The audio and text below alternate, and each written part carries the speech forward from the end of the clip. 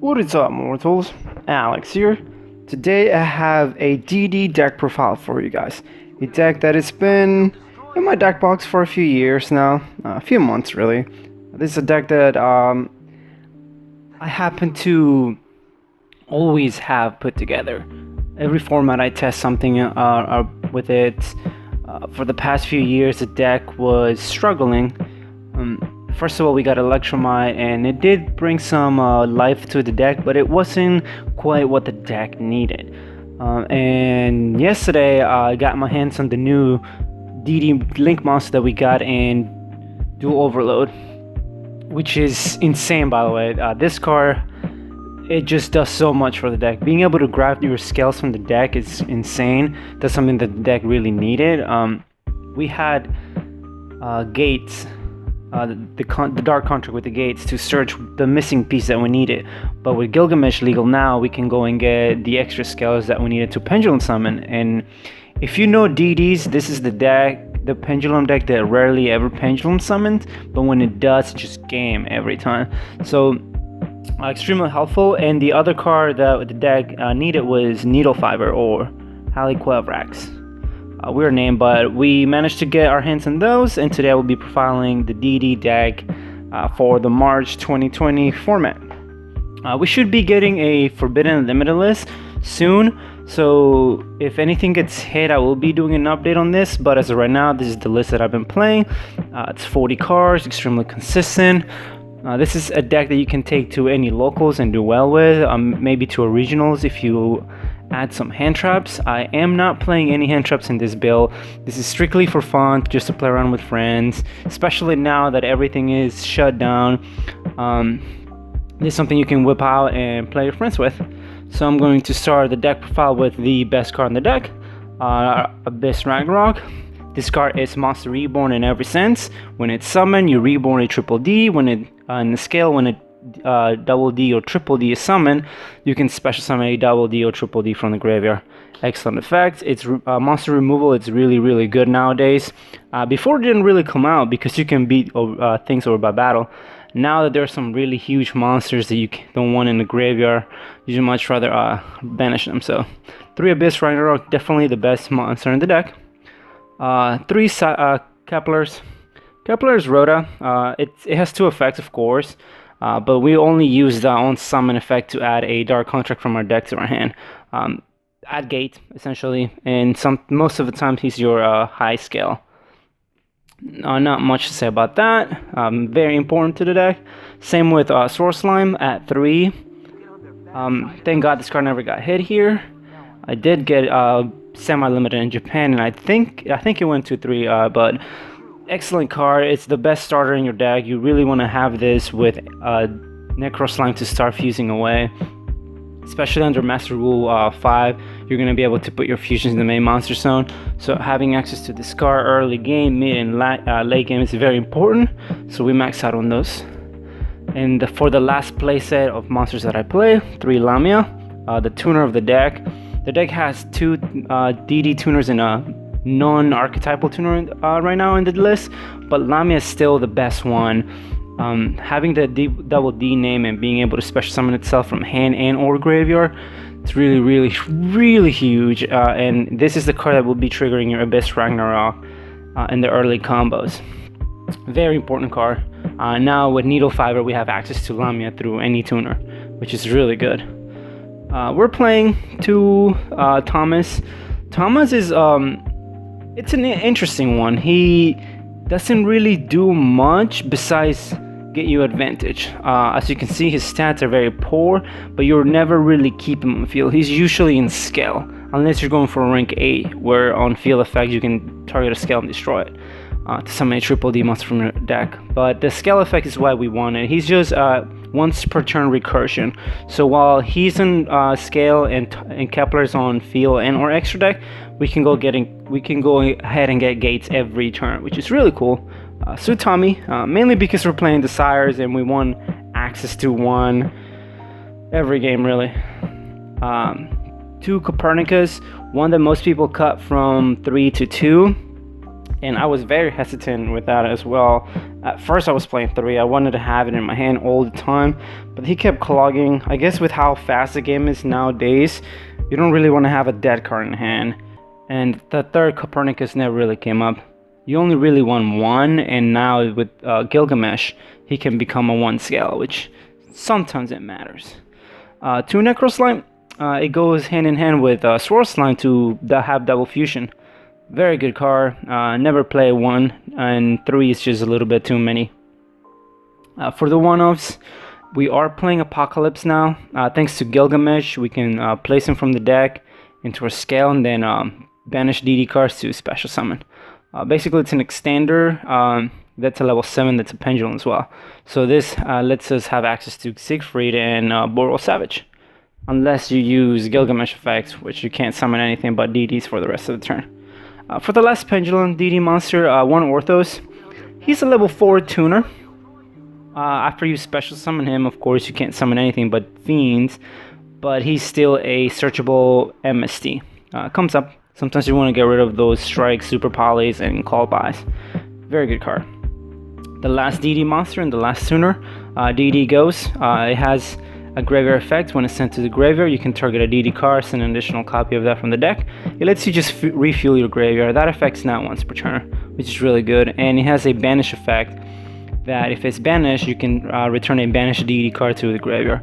It lets you reuse your slimes, your lamias, usually your slimes. And for the last monster of the deck and the last tuner, Glow Up Bulb. Glow Up Bulb is one card Needle Fiber in a lot of ways, but being able to summon this with Needle Fiber to overextend your combos is just insane. Definitely play 1 Glow Up Bulb. That's it for the monsters. Again, no hand traps. If you want to make it a little more competitive, then you can go ahead and take some of the traps that I'm playing to add some Ash or permanents. If you want to play Nibiru, go ahead and do that. But as right now, it's just a fun list that you can still do really, really well with. For the spells, we're playing nothing but consistency and extending. 3 Dark Contracts. Enough said about this. It's Rhoda. Once per turn, Rhoda is really strong. And if you manage to get your hands on 1, if you do the right play and play around certain things, even if your opponent breaks this, you'll be able to have another one in your follow-up because you have access through them with any of your extra deck monsters. Really good card. Just play 3 of. Now with consistency, we go 2 Powder Desires. I'm a huge fan of 3, but in this deck we're playing Allure and Upstart, and we have gates, so there's a lot of ways to get to our guys. So I figure if I have 1 Desires at all times and not a second one, I should be fine. I just want to be able to resolve 1 and like full combo my opponent. If I draw into the second Desires with the first one, that happens, but that's not what we want. We just want an extra card. And again, we're playing more draw cards, so 2 Allure and an Upstart Goblin. So it's essentially a 39 card deck with a bunch of extenders. So our deck is just like combo off every turn essentially. And this is why I'm not playing the 3rd Desires. I will see pretty much my entire deck in 1 duel unless I brick. But with these 5 draw cards, I have them whenever I need them. I want to be able to resolve like Desires into Allure and then go Upstart, or the other way around. We just want to deck then, and we want to be able to combo off every game essentially. This deck is one of those decks that it needs to be doing everything every turn to ensure victory. If you manage to abuse your effects, there's no way you're losing, and that's what we're trying to do in this deck. Just have access to everything. For the limited cards, 1 Foolish Burial. It puts the missing piece in the graveyard. 1 for 1 is Rhoda. You can summon Kepler, get you the contract if you're missing that. Or if you're missing a tuner, we have 2 level 1 tuners that are just excellent in their own right. So 1 for 1. Monster Reborn. The deck is in Monster Reborn essentially, but with this we can ensure our plays will go through. This lets you play through any hand trap, so 2 Call by the Graves. Some people are still playing hand traps, and we don't lose to a lot. The only one we lose to is an early Ash if our hand is weak on the gates. So if your hand is weak and you need to resolve that gate, you go and call by. Otherwise, it's just to protect your main plays. A lot of the times it's just in my hand.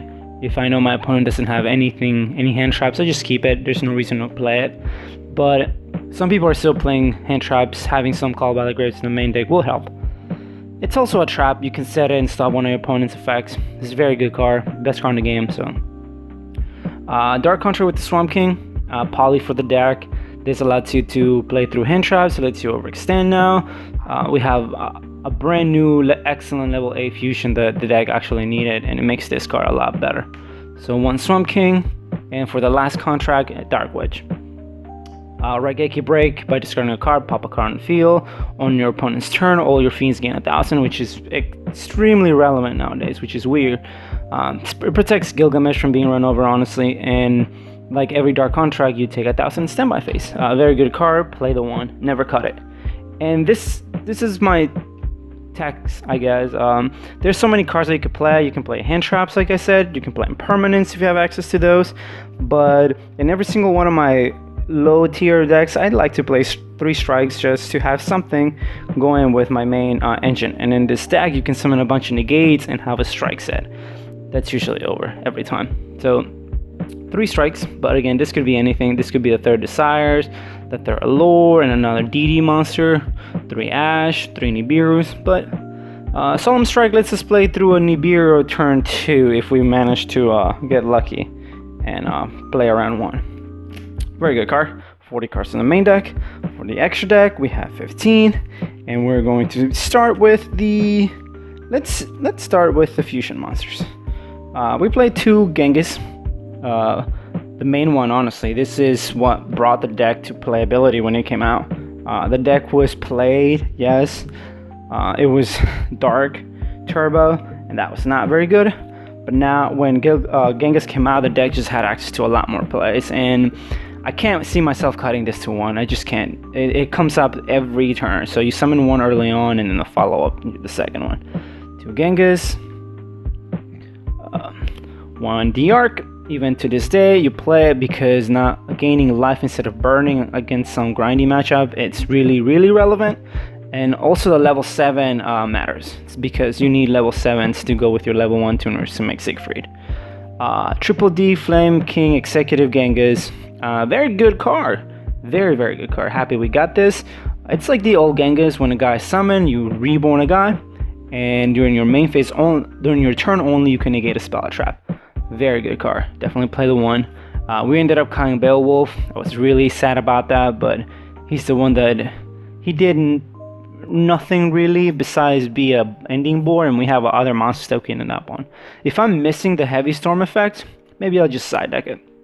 For Synchros, Formula Synchron. Happy to play this guy again. You can summon it with a level 1 and level 2, a level 1 tuner and a level 1 non-tuner. Or you can summon it through Needle Fiber, which we have access to, remember. Formula lets us draw a card, which is excellent, and it lets us synchro summon on our opponent's turn to start reviving more things. Very good card, definitely play the 1. Alexander, one of the kings, and he's needed for a lot of the combos. He's the reason why you can still play Crystalwing in the deck.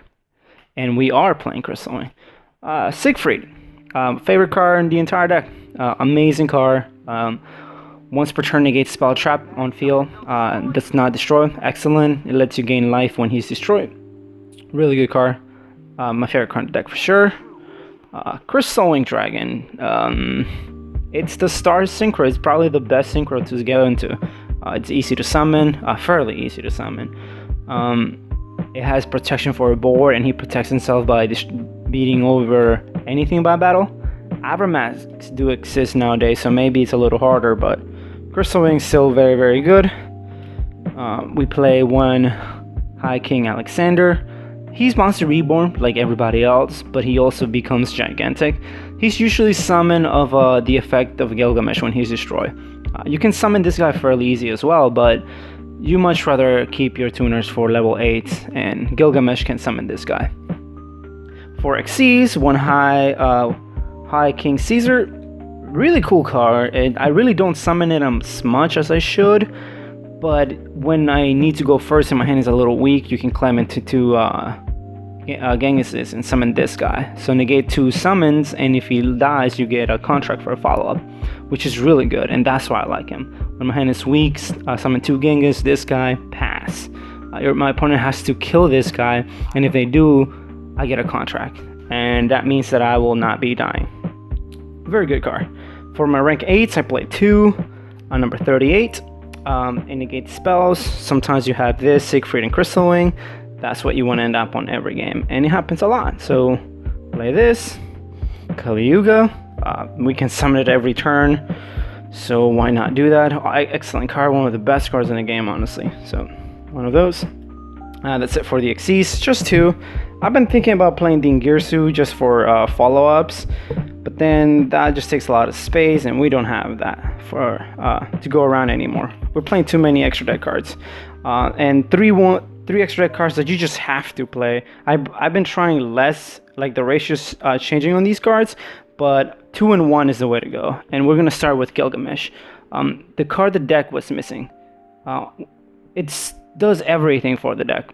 Yes, the arrows are kind of relevant now because we can put our guys everywhere, but those arrows still matter when you're pendulum summon. Remember, you can only pendulum summon monsters from the extra deck to zones, link monster points to, so this guy frees those up. And on summon again, it places the scales from the deck. It has to be 2. You can't just do 1, so you have to play smart to play around that, I guess. But being able to get scales from the deck and having the arrows is just huge.